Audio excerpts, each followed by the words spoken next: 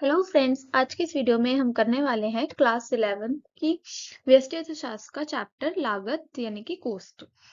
अगर आप हमारे चैनल पे नए हैं तो प्लीज चैनल को सब्सक्राइब करें और वीडियो के एंड में अगर वीडियो आपके लिए हेल्पफुल रहे तो प्लीज वीडियो को लाइक भी जरूर करें। चलिए स्टार्ट करते हैं। सबसे पहले हम इसमें देखेंगे कि कॉस्ट होती क्या है। देखिए, कॉस्ट क्या होती है कि एक फर्म जो होती है हमारी, ठीक है, यानी कि जो भी उत्पादन करने वाली एक फर्म है, फैक्ट्री है या जो भी प्रोड्यूसर है, उसके लिए कॉस्ट क्या होती है। कॉस्ट वो होती है कि उत्पादन करने में, यानी कि जितना भी वो प्रोडक्शन कर रहा है, प्रोडक्शन करने में, उत्पादन करने में आगतों आगतों पे मतलब जो भी हमारे आउटपुट्स हैं, यानी कि जो भी चीज हम यूज कर रहे हैं किसी भी चीज का उत्पादन करने के लिए, ठीक है, उस पर जितना भी व्यय किया जाएगा, यानी कि उस पर जितना भी खर्चा जो किया जा रहा है वो क्या कहलाएगा, हमारा लागत कहलाएगा। ठीक है, जितने भी खर्चे किए जा रहे हैं उन सबको अगर हम जोड़ देंगे, उनका अगर हम योग कर देंगे तो वो क्या कहलाएगा, हमारा कॉस्ट कहलाएगा, लागत कहलाएगा। एक बार इसकी डेफिनेशन देख लीजिए कि एक फर्म द्वारा उत्पादन करने के लिए आगतों पर किए गए व्यय के योग को लागत कहते हैं। यानी कि जितना भी वो खर्चा कर रहा है किसी भी चीज को का प्रोडक्शन करने में, उत्पादन करने में, उसमें जितने भी उसने फैक्टर्स यूज करें, आगत यूज करें, उनके योग को क्या कहते हैं, हम लागत कहते हैं। यानी कि जितना उसका पैसा लगा एक चीज को बनाने में। ठीक है। आगे देखते हैं। अब देखिए, लागतें जो होती हैं वो दो तरीके की होती हैं। कौन कौन सी लागतें होती है? पहली आती है हमारी स्पष्ट लागतें और दूसरी आती है हमारी कौन सी, अस्पष्ट लागतें। देखिए, सबसे पहले स्पष्ट लागतें देखते हैं। स्पष्ट लागतें कौन सी होती है? ये वे लागतें होती है जिनकी अदायगी मुद्रा के रूप में की जाती है। यानी कि ऐसी जो कॉस्ट होती हैं जिनको हम कैसे पे करते हैं, पैसे के थ्रू पे करते हैं, वो कौन सी होती है, हमारी स्पष्ट लागतें होती हैं। ठीक है, और ऐसी लागतें जिसको हम पैसे के थ्रू नहीं करते हैं पे, वो कौन सी होती है, वो अस्पष्ट लागतें होती हैं। ठीक है, जिसको पैसे के थ्रू करेंगे वो स्पष्ट, और जिसको पैसे के थ्रू नहीं करेंगे वो कौन सी होगी, अस्पष्ट लागतें होती है हमारी। आगे देखते हैं। आगे है अब हमारा क्या, लागत फलन। लागत फलन क्या होता है कि लागत फलन वो होता है, लागत फलन से अभिप्राय निर्गत और लागत के बीच में संबंध से है। ठीक है, कि हमने क्या करा है, जितना हमें निर्गत यानी कि जितना अभी हमें आउटपुट मिल रहा है, ठीक है, और उसमें कितनी लागत लगी है, उन्हीं के बीच का जो रिलेशन है वो क्या कहलाएगा, हमारा लागत फलन कहलाएगा। ठीक है, अब एक और टाइप की हमारी लागत थी, वो थी अवसर लागत। अवसर लागत क्या होती है हमारी, त्यागे गए सर्वश्रेष्ठ विकल्प का मूल्य क्या कहलाता है, हमारा अवसर लागत कहलाता है। यानी कि ऐसा ऑप्शन जिसको हमने छोड़ दिया किसी बेटर ऑप्शन के लिए, ठीक है, वो उसका जो प्राइस था वो क्या कहलाएगा हमारे लिए, अवसर लागत कहलाता है, जिसको अपॉर्चुनिटी कॉस्ट भी हम कहते हैं। जैसे कि मान लीजिए कि आपको कहीं पे सैलरी मिल रही थी 20,000 रुपए, ठीक है, मगर आपको एक और जगह पर सैलरी जो थी वो मिल गई आपको क्या, 22,000 रुपए। तो आपके लिए अपॉर्चुनिटी कॉस्ट क्या होगी, वो 20,000 रुपए वाली सैलरी का पैकेज जो कि आपने छोड़ दिया 22,000 वाले के लिए। ठीक है, तो जो भी हमने छोड़ा था किसी बेटर ऑप्शन के लिए, वो क्या कौन सी कॉस्ट होती है हमारी, अपॉर्चुनिटी कॉस्ट, या फिर जिसको हम बोलते हैं अपनी अवसर लागत। आगे देखते हैं हम अपना। आगे आप देखिए, जो लागतें होती है ना, उसको हम दो टाइप से पढ़ेंगे, जो जैसा कि मैंने आपको पहले भी बताया था। एक होती है हमारी अल्पकालीन लागतें और एक होती है हमारी दीर्घकालीन लागतें। ठीक है, अल्पकालीन लागतें कौन सी, जो शॉर्ट टर्म में चेंज हो सकती हैं, ठीक है, और दीर्घकाल मतलब जो लॉन्ग टर्म में हम देखेंगे। देखिए, अल्पकाल में जो लागतें होती है, लागतें दो तरीके की होंगी, एक स्थिर और एक अस्थिर लागतें होंगी हमारी। ठीक है, देखिए अब वो कैसे काम करेंगी। देखें, अल्पकाल में जो फर्म होती हैं वो क्या कर सकती हैं, स्थिर साधन जो हैं उनके, उनको तो चेंज नहीं कर सकती। तो इसीलिए जो उनके जो स्थिर साधन होते हैं वो क्या रहते हैं, फिक्स रहते हैं। ठीक है, उसमें कोई चेंज नहीं होगा। तो उन स्थिर साधनों पर जितना भी वो खर्चा कर रही है एक फर्म, उसकी लागत को हम क्या कहते हैं, कुल स्थिर लागत कहते हैं, जिसको हम TFC यानी कि टोटल फिक्स्ड कॉस्ट भी हम बोलते हैं। ठीक है, यानी कि एक जो फर्म होती है वो क्या नहीं कर सकती, अपना शॉर्ट टर्म का जो प्लान है उसमें वो जो भी उसके फिक्स्ड फैक्टर है, हमने दो तरीके के फैक्टर्स पढ़े थे प्रोडक्शन वाले चैप्टर में, फिक्स्ड फैक्टर जो होते हैं उनको चेंज नहीं कर सकती एक फर्म। तो इसी वजह से जो फिक्स्ड फैक्टर पे जितना भी उसका पैसा खर्च हो रहा है वो कौन सा कॉस्ट कहलाएगा, हमारा कुल स्थिर लागत या फिर टोटल फिक्स्ड कॉस्ट कहलाएगा हमारा। ठीक है, अब वो क्यों चेंज नहीं कर सकती है, क्योंकि उसके पास टाइम क्या है, बहुत कम है। ठीक है, अभी ये जो लॉन्ग टर्म है शॉर्ट टर्म है, इसका कोई टाइम पीरियड नहीं होता, हर फर्म के लिए ये अलग अलग होता है। लॉन्ग टर्म किसी के लिए कुछ हो सकता है, किसी के लिए कुछ हो सकता है। ठीक है, लेकिन जो लॉन्ग शॉर्ट टर्म होता है उसमें क्या होता है, फर्म कोई भी जो फिक्स फैक्टर है जैसे कि मशीनरी हो गई, लैंड हो गई, उसको चेंज नहीं कर सकती है। ठीक है, इसीलिए वो क्या रहती है, हमेशा फिक्स रहती है, और उस पे जो कॉस्ट की गई है, उस पे जो खर्चा किया गया है वो भी क्या रहेगा, हमेशा हमारा फिक्स रहेगा, और उसको ही हम TFC बोलेंगे या फिर कुल स्थिर लागत बोलेंगे। नेक्स्ट है कि अल्पकाल में यानी कि शॉर्ट टर्म में जो फर्म होती है वो परिवर्ती जो कारक होते हैं, यहाँ पे थोड़ी सी मिसप्रिंटिंग है, परिवर्ती कारकों को परिवर्तित करने में सक्षम होती है, कि जो भी उसके वेरिएबल फैक्टर्स है यानी कि परिवर्ती कारक है उनको वो आराम से चेंज कर सकते हैं। परिवर्ती कारक जैसे कौन से हैं हमारे, लेबर हो गई, ठीक है, कैपिटल हो गया, उसको क्या कर सकती है, थोड़ा थोड़ा चेंज कर सकती है वो।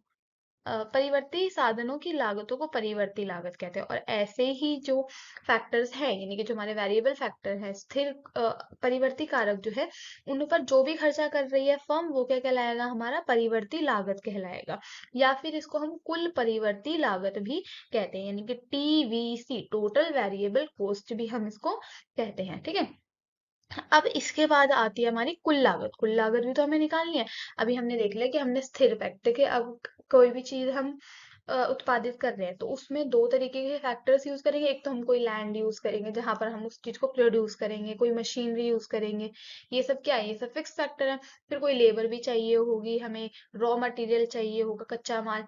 ठीक है, तो ये सब वेरिएबल फैक्टर होगा। तो अब हमें क्या करना है, अब हमें एक वस्तु जो हमने उत्पादित की उसकी टोटल कॉस्ट भी तो बतानी पड़ेगी। तो उसको क्या करेंगे, जितने भी हमने फैक्टर्स यूज करे सबको जोड़ देंगे, तो हमें हमारी टोटल कॉस्ट पता चल जाएगी। तो अब बात आती है टोटल कॉस्ट की। तो कुल लागत जिसको हम TC टोटल कॉस्ट बोलते हैं, वो कैसे निकालेंगे, हम अपनी कुल स्थिर लागत यानी कि अपने TFC और जो कुल परिवर्ती लागत है यानी कि TVC, इन दोनों को अगर हम जोड़ देंगे तो हमें कौन सी मिल जाएगी, अपनी कुल लागत, यानी कि हमें अपनी TC मिल जाएगी। ठीक है, आगे देखते हैं। आगे क्या है हमारा, कुल स्थिर लागत के बारे में ही देखेंगे।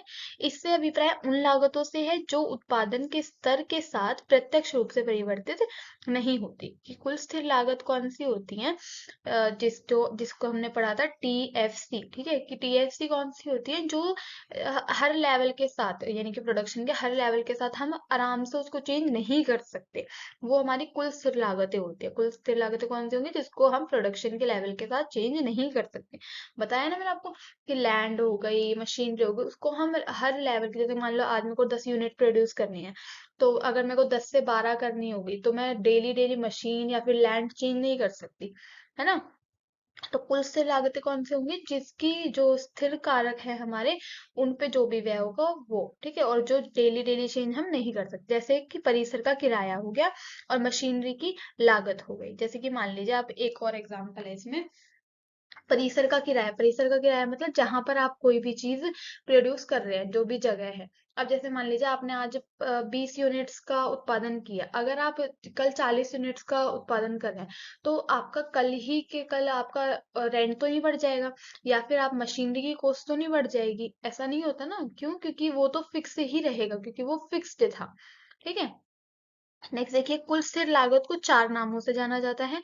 इसको पूरक लागत भी बोलते हैं, अप्रत्यक्ष लागत भी बोलते हैं, सामान्य लागत भी बोलते हैं, और अपरिहार्य लागत भी इसको बोला जाता है।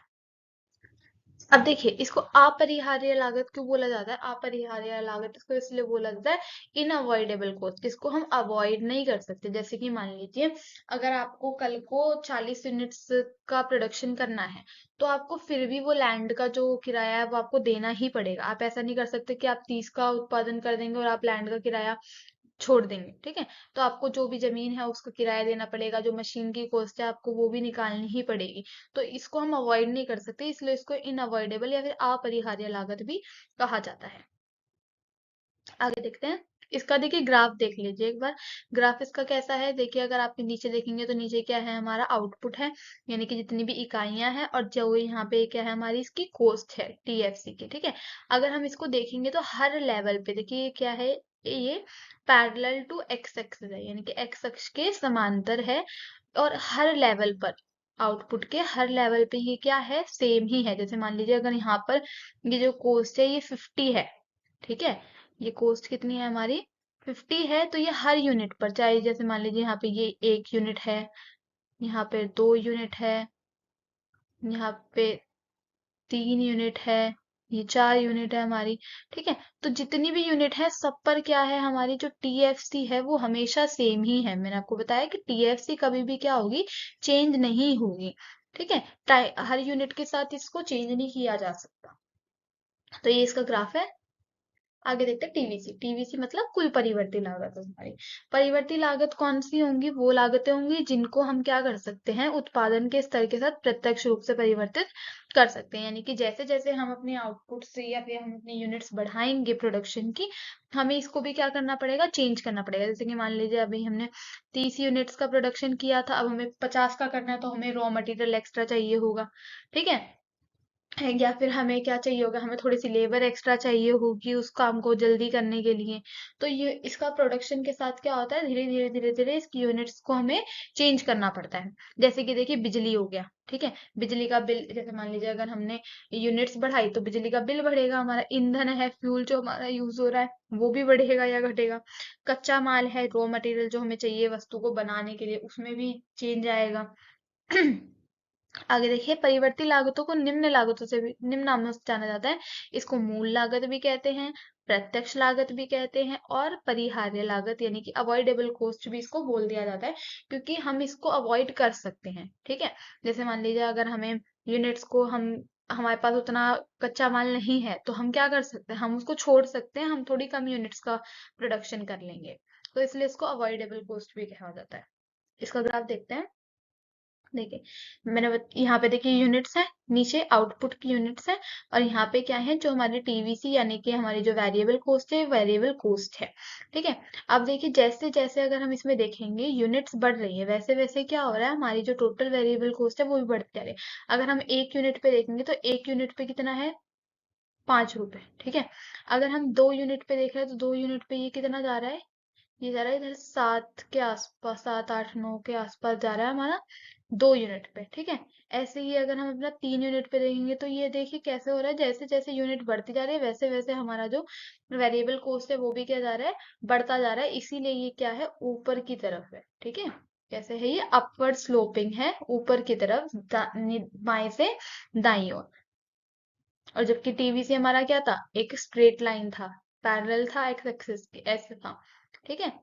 तो आपको दोनों का ग्राफ में थोड़ा सा याद रखना है कि टीएफसी कैसा होगा, हमारा पैरेलल टू एक्स एक्सिस होगा, यानी कि एक्स अक्ष के समांतर, और टीवीसी हमारा कैसा होगा, ऊपर की ओर होगा। आगे देखते हैं अब हमारा कुल लागत। कुल लागत वही है, हमने अभी पीछे पढ़ी, कुल लागत जो भी उत्पादक के कारक हैं, चाहे वो हमारा परिवर्ती कारक हो या फिर हमारा कौन सा है, स्थिर कारक हो, उन दोनों को अगर हम जोड़ देंगे तो हमें क्या मिल जाएगा, हमारा टोटल कॉस्ट यानी कि कुल लागत। कुल लागत का फॉर्मूला वही टीएफसी प्लस टीवीसी। देखिए अभी यहाँ पे एक एग्जांपल भी है, मान लीजिए टीएफसी हमने मशीन पे खर्च करे, हर यूनिट पे सेम सेम है, ठीक है, 100 100 100 अगर हम देखेंगे तो हर लेवल पे क्या है, सेम है। टीवीसी क्या हो रहा है, हर लेवल के साथ बढ़ रहा है, देखिए 50 है, 80 है, 100 है, 120 है, और इन दोनों को अगर हम जोड़ देंगे तो हमें क्या मिल जाएगा, टीसी मिल जाएगा। देखिए 100 जमा 50 कर दिया हमने तो हमें टीसी मिल गया, 100 जमा 80 कर दिया तो हमें क्या मिल गया, 180 मिल गया अपना टीसी। तो ऐसे ही टीसी जो होगा वो क्या होगा, इन दोनों को जोड़ देंगे, टीएफसी और टीवीसी को अगर हम जोड़ देंगे तो हमें क्या मिल जाएगा, अपना टीसी यानी कि टोटल कॉस्ट मिल जाएगी। अब एक बार इसका भी ग्राफ देख लेते हैं, इसका ग्राफ कैसे है, देखिए यहाँ पे अगर हम ये वाला देखेंगे तो ये तो हमारा टीसी का ग्राफ था, ठीक है, सॉरी टीएफसी का ग्राफ था जो कि हमने देखा था पैरेलल है। फिर ये हमारा कौन सा ग्राफ है, ये हमारा टीएफसी टीवीसी का ग्राफ है, जो कि हमने ऊपर देखा था, ऊपर की ओर है। और ये वाला जो हमारा ग्राफ है ये हमारा किसका है, ये कर्व हमारा है टीसी का, ठीक है। अब देखिए टीसी का कर्व ऐसा कैसे है, ये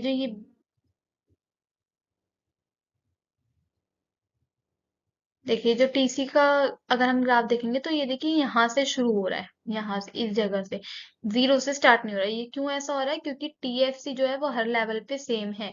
टीएफसी 0 यूनिट के लेवल पर भी क्या होगी, कुछ ना कुछ उसकी वैल्यू होगी। इसी वजह से टीसी जो है वो भी कहाँ से स्टार्ट हो रहा है, यहीं से स्टार्ट हो रहा है, ना कि जीरो से स्टार्ट हो रहा है। जबकि टीवीसी क्या है, जीरो है। जैसे कि अगर मान लीजिए हमने कोई भी प्रोडक्शन नहीं करा तो हमारा जो कच्चा माल होगा या फिर जो भी हमारा बिजली का बिल है वो नहीं आएगा, तो इसलिए इसकी वैल्यू क्या है, जीरो से स्टार्ट हो रही है। जबकि टीसी और टीवीसी की वैल्यू कहाँ से स्टार्ट हो रही है हमारी, इस पॉइंट से। मान लीजिए ये यहाँ पे कितना है, 100 रुपए है यहाँ पे, तो इसकी वैल्यू हमेशा कुछ ना कुछ रहती है, इसलिए ये ऊपर से स्टार्ट होता है, नीचे से स्टार्ट नहीं होता। आपको ये चीज याद रखना है, पेपर में भी क्वेश्चन पूछा जाता है। तो आज की वीडियो के लिए बस इतना ही। आगे की वीडियो में हम इसका आगे का पार्ट कवर करेंगे। अगर वीडियो आपके लिए हेल्पफुल रहे तो प्लीज वीडियो को लाइक करें और चैनल को सब्सक्राइब भी जरूर करें।